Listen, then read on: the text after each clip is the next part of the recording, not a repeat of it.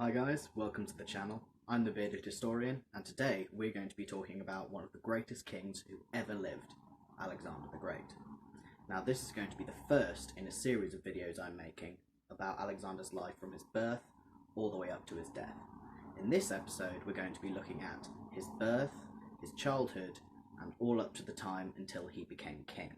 If this sounds like something you'd be interested in, give this video a like, it will really help the YouTube algorithm, and smash that subscribe button so you can get my beautiful face straight to your feed every time I release a new video. Now, let's crack on.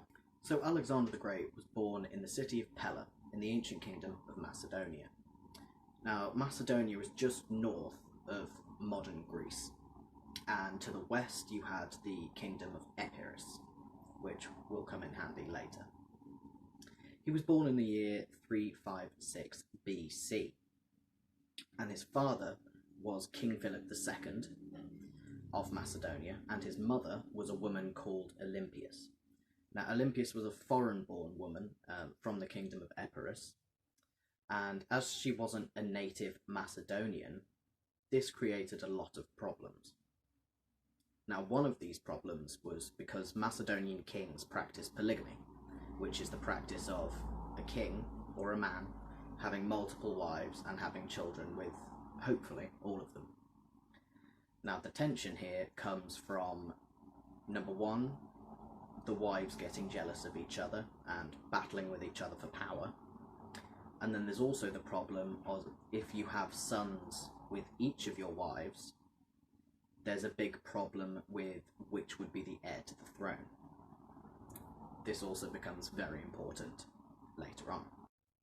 As he was growing up, Alexander was educated by several tutors, the most famous of which was Aristotle, the Athenian philosopher. Alexander was educated in the Greek fashion. This means that he wasn't just educated in kingmanship and horsemanship and military skills, but he was also educated in geography and history and science and rhetoric. He was also educated in literature, and his favourite book was Homer's Iliad, because he took a lot of inspiration from the character of Achilles. In fact, it's reported that he kept a copy of the Iliad under his pillow on campaigns that was sent to him by Aristotle.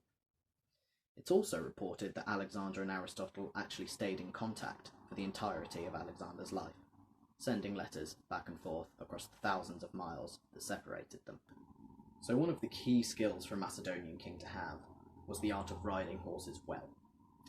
This was particularly important because most Macedonian kings led their troops on horseback from the front. Now, you might have heard of Alexander's horse, Bucephalus. The story goes that a horse dealer came to the city of Pella to sell some horses to the king. He brought several good war horses that Philip brought, but there was one horse, a big black stallion, who just seemed untamable. No matter what the grooms did, they couldn't get this horse to stop attacking them. But Alexander saw something in this horse, and he bet his father that he would be able to tame the horse, and if he could, Philip would have to buy the horse for him. So Alexander had noticed that Bucephalus was shying away from his own shadow. So what he did was simply turn the horse around and calm him down, and he managed to tame him. Loyal to his word, Philip bought him the horse. Bucephalus served with Alexander for years and years, up until his death a few years before Alexander died. When Philip saw what his son had done, he reportedly said that Macedonia was too small a kingdom for his son, and Alexander ended up proving him right. Macedonia had a system where the sons of the noblemen were brought to the capital to be educated by the king. They were essentially hostages. But this meant that Alexander grew up surrounded by boys his own age, and developed very close friendships with a few of them. These boyhood friends grew into his generals, and after his death, they became kings of their own empire. Now, one friend of note is Hephaestion. A lot of historians like to debunk Alexander's bisexuality, but it is fairly undoubtable that Hephaestion was the love of Alexander's life. And after Hephaestion died, Alexander was so distraught that he refused to leave his tent, he refused to leave Hephaestion's body, and he built a city in his honour.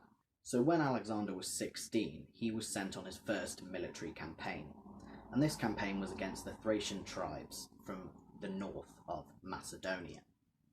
A year later, he was given his first military command, which was, as I mentioned before, the command over the companion cavalry. Now, at this point, his father Philip had pretty much taken control of the entirety of Greece. This was done through a mix of diplomacy and violence, but the cities of Thebes and Athens still resisted. So in 338 BC, there was the Battle of Chaeronea. And in this battle, Alexander was leading the companions from the front and was very much instrumental in the defeat of the Greek enemies. And after this battle, Philip had pretty much very solid control over the entirety of Greece, and he could now begin planning his campaign into Persia. Unfortunately, the relationship between Philip and Alexander disintegrated rather quickly.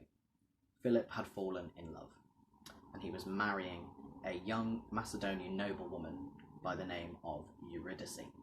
Now, Eurydice was the niece of Attalus, one of Macedonia's most powerful generals, and at the wedding, Alexander and Philip had a massive argument because there was a wedding speech that seemed to have insinuated that Alexander was not the legitimate heir to the throne, and Alexander was extremely offended by this. After this argument, Alexander took his mother and fled to Epirus. 2 years later, he returned to Macedonia with his mother and the friends who had been exiled because of the argument.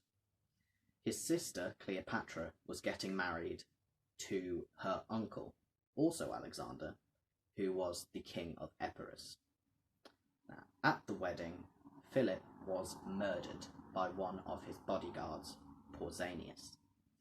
The reason for the murder is very much debatable. Some people say that Olympias had him murdered.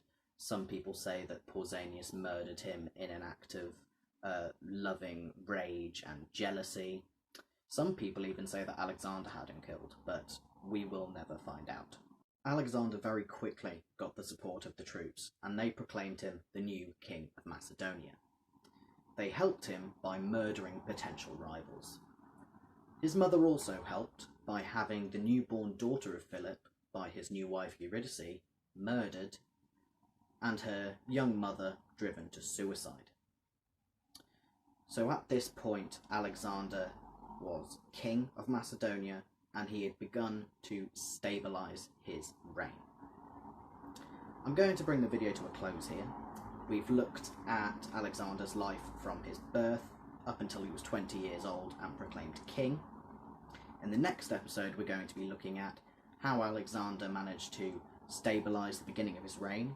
We're going to be looking at his military campaigns through Thrace and through Greece, and then we're going to very briefly look at his first steps into Persia.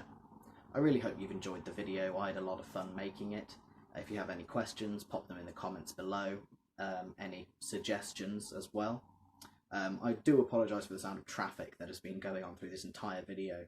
I live in a very busy area and I have very little time to film stuff like this. So yeah, give this video a like, drop a subscribe if you want to watch the rest of the videos when I make them, and have a good day.